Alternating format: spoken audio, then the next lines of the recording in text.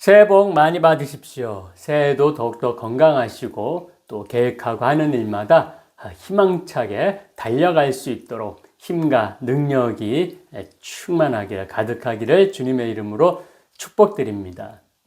우리 옆 사람하고 인사할까요? 당신은 참 아름답습니다. 당신은 참 아름답습니다. 우리가 찬송가 참 아름다워라 주님의 세계는 이렇게 부르고 나는데 여러분 아름답다라는 것이 무슨 뜻일까요? 네, 우리는 그 뜻을 잘 압니다. 주로 우리 눈에 보이는 것이 감탄할 만한 수준일 때, 예쁘고 멋지고 조화롭고 훌륭할 때 아름답다라고 평을 합니다. 우리가 하원에 가면 예쁘고 아름다운 꽃들을 많이 봅니다. 그리고 그 꽃들에는 모두 이름이 있습니다. 볼 때 예쁘고 아름다워서 그 수준에 맞춰서 이름이 부여되고 이름이 불리고 그 이름을 부르는 어떤 이는 매우 교양 있어 보이고 많이 배운 사람 같은 인상을 주죠. 그런데 이 아름답다라는 우리말의 어원을 찾아보니 암과 암과 답다가 결합된 순 우리말이라고 하네요. 이 암은 알다라는 뜻이죠. 알다는 이 지각, 이해, 인식, 기억하는 것으로 단순한 지식의 축적이 아니라 마음으로 느끼고 가슴으로 이해하는 깊은 통찰을 의미해요. 그래서 우리가 하나님을 안다라고 하면 머리로 이해하는 하나님이 아니라 마치 옆에 가족이나 친구를 우리가 안다라고 말하는 것처럼 매우 친한 하나님을 경험했다는 의미예요. 그리고 답다는 뭐뭐 같다라는 뜻으로 친구에게 너답다 라고 하는 것처럼 사람답다, 어른답다 이렇게 어떤 존재의 본질적 특성을 가리킵니다. 따라서 아름답다는 존재의 본질을 깊이 이해하고 그것이 자연스럽게 드러나는 상태를 의미합니다. 그래서 어떤 분이 존재의 본질을 가장 깊이 이해하는 것이 바로 나라고 말을 합니다. 그러므로 아름답다의 뜻은 나답다라는 뜻이라고 합니다. 타인의 기대나 방식에 휘둘리는 것이 아닌 나만의 방식과 나의 목소리로 나의 진심에 따라 행동하는 용기가 아름답다고 정의를 내립니다. 그런데 타인과 비교하여 볼 때 때때로 나는 왜 이렇게 밖에 못 살까? 왜 남들처럼 내지 못할까? 라며 자책하는 경우가 있죠. 그것은 순간 자신의 본래의 아름다움을 망각하는 거예요. 우리는 본래부터 아름다웠는데 그 사실을 깨닫지 못하는 겁니다. 그러므로 아름답다는 나답다라는 결론을 도출하게 되는데요. 이것은 사실 시적인 표현일 뿐입니다. 인본주의 중심으로 말하는 것이라 할 수 있어요. 우리 믿는 사람은 본질이 하나님에게로 향해야 합니다. 하나님이 근원이니까요. 그러니 아름답다는 나답다가 아니라 하나님답다라고 그렇게 해야 맞는 것입니다. 그리고 사람은 본래 하나님이 만드신 존재이니까 당연히 아름다운 존재입니다. 나라는 한 사람 한 사람이 고유한 특성으로 아름다운 것입니다. 본래부터 아름답지 못한 사람이 없다는 뜻입니다. 우리는 산가들에서 들꽃 또는 야생화를 자주 봅니다. 그 꽃들은 종류도 참 많습니다. 그 꽃들은 하원에 있는 꽃들보다는 좀 덜 화려하고, 그러니까 화려하지 않고 좀 수수해 보입니다. 우리가 그 꽃들 종류대로 하나하나 보며 이름을 뭐라고 부르죠? 꽃. 꽃이다. 꽃. 네, 꽃이라고 합니다. 그러나 야생화만 집중적으로 탐구하는 분들은 그 작고 조그만한 꽃들도 모두 이름이 하나씩 붙어 있음을 알려줍니다. 그리고 그 꽃들 하나하나 가깝게 클로즈업해서 찍어 놓은 사진을 보면 참 예쁘고 아름답습니다. 나태주 시인의 유명한 시 풀꽃 알죠? 자세히 보아야 예쁘다, 오래 보아야 사랑스럽다, 너도 그렇다. 이름을 모르는 풀꽃이지만 예쁘고 사랑스럽기는 이름을 아는 그러한 꽃들과 마찬가지라는 거예요. 그리고 그 풀꽃을 예쁘게 보고 사랑스럽게 보는 너도 예쁘고 사랑스럽다고 시인은 알려주는 겁니다. 그러므로 우리가 이 아름답다라는 말을 통해 알게 되는 것이 뭐죠? 아름다움은 화려함에 있지 않고 진실함에 있다는 사실입니다. 사람은 겉으로 드러나는 화려함과 그 화려함을 이루게 해주는 돈을 먼저 바라보지만 하나님은 그 영혼을 보십니다. 사람들은 잘생기고 돈 많고 빽 좋고 능력 많은 사람을 찾지만 하나님은 믿음 좋고 성실하고 진실한 사람을 찾습니다. 그래서 우리가 너무나 잘 아는 사무엘상 16장 7절의 말씀 그렇게 하시죠. 여호와께서 사무엘에게 이르시되 그의 용모와 키를 보지 말라. 내가 이미 그를 버렸노라. 내가 보는 것은 사람과 같지 아니하니 사람은 외모를 보거니와 나 여호와는 중심을 보느니라 하시더라. 아멘. 인물이 환하고 키 큰 것을 보지 말라. 그게 중요한 게 아니다. 그 마음의 중심이 얼마나 믿음과 사랑과 성실과 진실로 채워져 있는지를 보라. 그런 사람이야말로 너희들에게 기쁨을 주고 유익을 주고 행복을 줄 것이다. 그래서 그런 사람이 내 마음에 드는 사람이시다라는 말씀입니다. 물론 하나님이 중심을 보신다고 하셔서 우리의 겉모습을 소홀히 하라라는 말은 아닙니다. 여러분, 솔직히 예쁜 게 좋습니까? 미운 게 좋습니까? 남루하게 입고 다니는 게 좋습니까? 말끔하게 차려입은 게 좋습니까? 겉이 뭐 중요하냐? 그러면서 막 헐벗고 그렇게 다니면 어떻습니까? 즉, 속이 더 중요한 건 말할 나위도 없지만 겉도 중요하다라는 말씀입니다. 그러므로 속을 아름답고 깨끗하게 하되 겉도 가급적 깨끗하고 단정하게 해야 합니다. 우리가 보이는 겉모습도 중요합니다. 하지만 결코 그것을 인생의 제일 목적으로 삼거나 그런 것들을 우선순위로 삼고 그것을 위하여 인생을 바치는 어리석은 행동은 하지 마시기 바랍니다. 아름다움은 속에서부터 시작하기 때문입니다. 하나님께서 중심을 보실 때 인정받는 사람은 아름다운 인생을 살아가는 사람입니다. 다윗은 하나님이 중심을 보시고 내 마음과 합한 자다라는 칭찬을 받았습니다. 중심을 인정받도록 속이 아름다운 사람이 되시기를 축복합니다.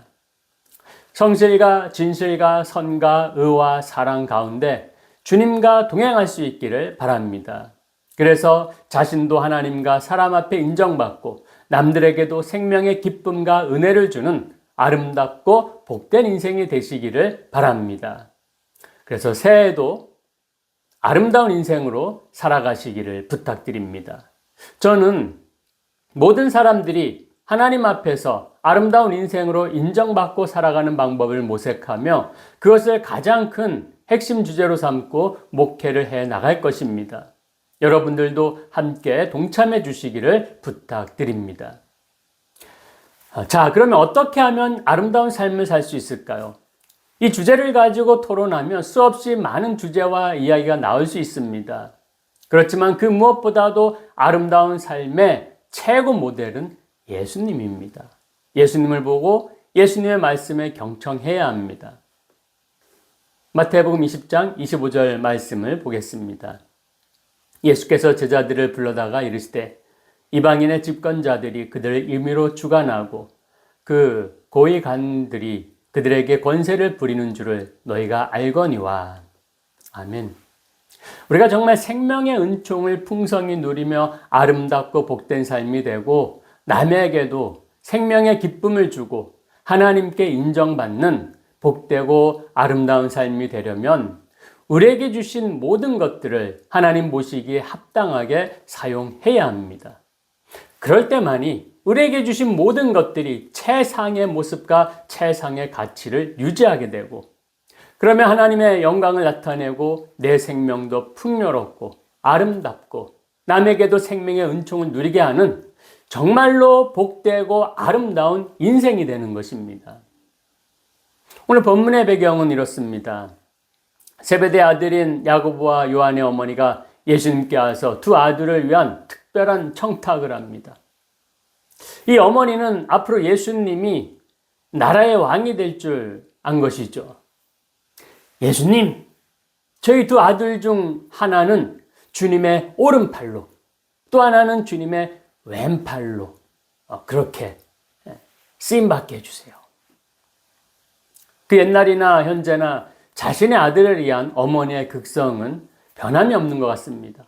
적어도 눈치 있게 따로 예수님만 만나든지 했으면 좋았을 텐데 다른 제자들이 있는 데서 그랬으니까 이 다른 열제자가 이 모습을 보고 두 형제를 향해 분노합니다. 야, 너네만 잘났냐? 누군 엄마 없냐? 백 없냐? 이 사건으로 제자들이 예수님을 어떻게 생각하는지 알 수 있고 또 제자들 사이에도 경쟁과 질투가 있었음을 알 수가 있었습니다. 하지만 예수님께서는 이 기회를 통해 진정한 리더십이 무엇인지 겸손과 섬김의 중요성을 가르쳐 주셨습니다. 여기 25절 말씀을 보면 권세를 부린다라고 했는데 이 부린다라는 것, 부리는 것은 사람이나 짐승에게 일을 시키거나 기계나 기구 등을 마음대로 조종하는 것을 말합니다. 즉 다시 말하면 하나님께서 주신 권세를 가지고 제 마음대로 남을 압제하고 강제로 일을 시키고 남의 것을 빼앗는 일을 거침없이 했다는 거예요. 그러나 그런 행위는 그 권세를 주신 하나님의 뜻을 정면으로 거역하는 거예요. 그래서 주님은 남에게 고통과 아픔과 상처를 주는 것으로 그렇게 절대로 해서는 안 되며 예수님의 제자는 아예 그 반대로 해야 한다라는 것을 가르쳐 주십니다. 그래서 이어서 26절, 27절에서 말씀하시는 겁니다. 너희 중에는 그렇지 않아야 하나니 너희 중에 누구든지 크고자 하는 자는 너희를 섬기는 자가 되고 너희 중에 누구든지 으뜸이 되고자 하는 자는 너희의 종이 되어야 하리라. 아멘. 그 자리에 제자들뿐만 아니라 많은 사람들은 높아지고 대접받고 싶은 욕망이 있었습니다. 그래서 권력이 생기면 그 욕망을 채우는데 사용하게 됩니다. 그러나 주님은 주님 나라의 기준을 말씀하셔서 잘못된 권력욕을 단숨에 잘라버리십니다. 주님 나라에서는 높아지고 으뜸이 되려면 사람을 섬기는 자가 돼야 하고 종이 돼야 한다. 성경에는 기록이 안 되어 있지만 아마 그 말씀을 들은 제자들은 황당한 표정을 지었을 거예요. 시키고 부려먹는 것이 이 권력의 제맛인데 야, 그 반대라면 누가 높은 자리를 하려고 하겠어? 응? 야, 청탁 안 하길 잘했다. 저 세베대의 아들은 높은 자리 청탁했으니까 이제 종이 돼야지. 섬기는 종이 돼야 되지 않겠어? 하하하. 이렇게 다들 속으로 생각했을 거예요. 당연히 하나님께서 주신 권위로는 사회의 질서를 유지하고 대중의 권익을 보호하고 불법을 막고 약자를 보호하여 모든 사람들이 자유와 권리를 보장받으며 안전하고 평안하게 살도록 하는데 사용돼야 합니다. 하나님과 사람을 섬기는 도구로 사용해야 합니다. 그러면 오히려 하나님과 사람 앞에 높임과 존경과 귀의 여김을 받게 될 것입니다. 물론 우리는 권력이나 큰 부나 명예도 없습니다. 그러나 권세나 부만 그런 게 아니라 우리 육신과 시간과 지혜와 지식 등 하나님께서 우리에게 주신 모든 것으로는 내 마음대로 내 욕심을 채우고 남을 아프게 하고 상처를 주고 고통을 주면 안 되는 겁니다. 그 모든 것들은 오직 하나님을 사랑하고 자신과 이웃을 사랑하는 일에 사용해서 하나님께 영광이 되고 우리 모두가 함께 생명의 기쁨과 은혜와 평안과 자유와 풍성함을 누리도록 사용돼야 합니다. 그러므로 우리는 정말 깨어 기도하며 주님의 뜻을 아주 바르게 그렇게 분별하고 우리에게 주신 모든 것을 오직 주님의 뜻대로 바르게 사용해야 합니다. 내 몸, 물질, 시간, 재능, 지식 모두 우리 주님께서 주신 것입니다. 이것을 그저 자신의 기쁨이나 만족이나 행복만을 위해 사용하는 것이 아니라 위로 하나님께 영광을 돌리고 남에게도 생명의 기쁨을 가져다주는 도구가 되게 해야 합니다. 그게 하나님께서 그 모든 것들을 우리에게 주신 본래의 목적이고 또 그럴 때 비로소 우리는 진정한 평안과 기쁨과 자유를 누리는 복된 삶이 되는 것입니다. 그렇게 하나님께 영광을 돌리며 우리 주위의 모든 사람들에게 생명의 기쁨과 은혜를 주는 아름다운 인생이 될 수 있기를 주님의 이름으로 축복합니다. 섬기는 종으로 산다는 자세는 모든 것이 하나님의 것이라는 온전한 믿음의 태도입니다. 이러한 믿음의 태도와 고백을 하나님은 기뻐하시고 또한 우리에게도 생명의 은총이 넘치는 삶이 되는 것입니다. 이처럼 우리가 하나님의 종으로서 하나님께서 우리에게 주신 것을 하나님 뜻대로 바르게 사용하여 아름다운 인생을 살아갈 때 한 가지 잊지 말아야 할 것이 있는데 그러한 삶에는 반드시 자기 희생이 필요하다라는 것입니다.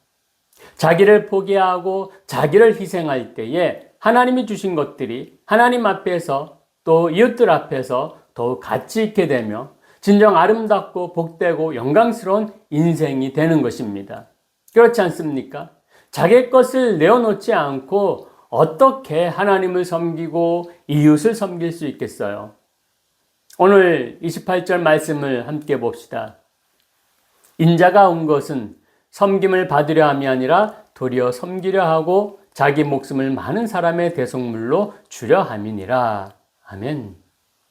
여러분 보십시오. 예수님은 섬김을 받으려고 오신 것이 아니라 섬기러 오셨는데 심지어 자기 목숨을 죄인들을 위하여 대속물, 즉 십자가의 제물로 드리기 위해서 오셨다는 것입니다. 그래서 예수님은 그 온갖 모욕과 멸시와 천대를 당하시고 그 고귀하신 몸을 험한 십자가에 내어주셨던 것입니다. 그러한 예수님의 헌신과 섬김을 통하여 지금 우리가 죄와 사망의 권세에서 해방되어 영광스러운 주님의 자녀가 되고 이 놀랍고 영광스러운 생명의 은총을 영원토록 누리게 된 것 아니겠습니까? 그렇다면 우리의 주인이신 예수님이 우리에게 생명의 은총을 주기 위하여 이같이 우리를 섬기셨는데 우리가 무슨 할 말이 있겠습니까? 또한 우리의 생명이 주님의 십자가의 죽음을 대가로 얻은 것인데 우리가 더욱 주님을 섬기고 이웃을 섬기는 것은 당연한 것 아니겠습니까? 그러므로 우리는 섬김을 받으려고만 하면 안 됩니다. 또한 예수님이 우리를 살리시기 위하여 그 고귀한 몸을 험한 십자가에까지 내어주셨듯이 우리도 우리가 받은 것들을 기꺼이 생명의 역사를 위하여 내어드려야 합니다. 그렇게 위로 하나님을 섬기고 아래로 사람을 섬길 때에 세상은 정말 아름답고 복된 세상이 되는 것입니다. 과일 가게를 하는 어떤 분이 계셨습니다. 인근 교회의 교인이 자주 찾아와 전도를 했습니다. 예수님을 믿을 마음이 전혀 없는 이 가게 주인은 그것이 참 귀찮게 여겨졌다고 해요. 그런데 이분이 찾아와서 전도를 하고는 과일을 사가는데 매번 다른 사람과는 반대로 가장 작은 것, 흠집이 많아서 팔기 곤란한 것 이런 것만 골라가지고 사가더래요. 그리고 또 다른 손님이 와서 그분이 하던 대로 똑같이 작은 것, 흠집 있는 것으로 골라 사가더래요. 그래서 자기도 모르게 당신도 저 교회 교인이요? 이렇게 묻게 되었답니다. 그랬더니 빙그레 웃으면서 고개를 끄덕이는 모습을 보고서 다음 주일부터 자기 발로 교회를 찾게 되었다라는 말을 했습니다. 이것이 참된 그런 섬김의 모습이 아닐까요? 섬김이란 스스로 종이 되어서 내가 손해보고 내가 바보가 되려고 할 때 진실하게 실천할 수 있는 것입니다. 사랑하는 여러분, 저와 함께 우리의 인생을 하나님 앞에서 아름다운 인생이 되도록 결심하고 기도하기를 소망합니다. 그래서 오늘 예수님이 우리에게 주시는 말씀을 기억하여 우리는 결코 주인이 아니라 종이므로 주인이신 주님의 뜻을 잘 알고 순종할 수 있기를 바랍니다. 우리에게 주신 모든 것들을 우주 만물의 주인이신 주님의 뜻을 따라 위로 하나님을 사랑하고 아래로 사람을 사랑하는 일에 사용될 수 있기를 바랍니다.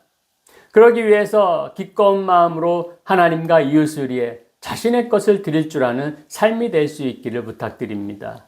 그리하여 하나님께는 영광이요 우리 모두에게는 정말 생명의 기쁨과 은혜와 자유와 평화가 충만한 복되고 아름다운 인생이 되어 살아갈 수 있기를 주님의 이름으로 축원합니다. 기도하시겠습니다. 사랑이 많으신 하나님 감사드립니다. 우리가 이 땅 가운데에서 하나님께 받은 은혜가 무궁무진합니다. 또한 예수님의 은혜로 저희들이 구원받고 하나님 나라의 백성이 되었습니다. 너무나도 감사한 일입니다.